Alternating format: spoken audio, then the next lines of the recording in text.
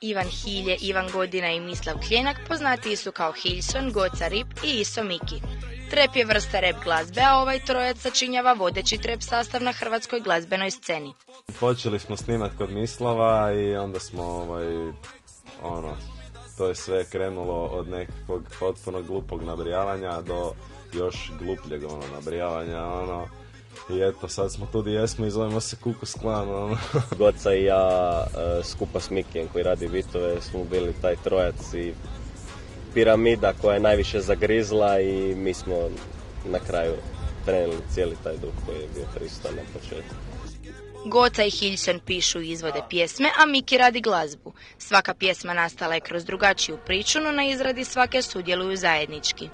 Najčešće to da se složi prvo bit neki da onda on skoče na traku, ali zna neko od njih imati ideju, neko je da je složi nešto ovako nam treba, imao sam takvu ideju, tak bacim i onda to najbolje to ide kad skupa radimo baš. Najbolje neke meni možda najdraži pjesme, neke koje su možda najviše se proslavile, su najbrže nastale pjesme. Pokušavamo stavljati nekakve scene koje su na Balkanu smiješne, a ne neke američke fore, znači ide se, isključivo se ide za tim da bude trap glazba, ali da bude znači nekakva u duhu naše nacije, u duhu Balkana. Klubove ponekad napune s čak više od 1000 posjetitelja koje rado primaju sebi na pozornicu, a često ugoste i druge trap grupe na svojim nastupima. Nastupali smo do sad, znači u Hrvatskoj, pa di smo bili u Bjelovaru, bili smo u Rijeci, bili smo u Splitu smo bili smo vani smo bili u Sloveniji, znači u Ljubljani, bili smo u Sarajevu i bili smo u Beogradu i možda isto odemo i u Makedoniju, ali to nije ziher. Ostani doma igrat play, game over. Ostani doma gledat telku, take over. Možda čak i zapjevam ko mali make oner. Znam da se tak ne izgovara, al kaj onda. Ne pijem Sprite, pijem sirup. Kad pijem lean sam na herop. Vidim zmajeve ko beru.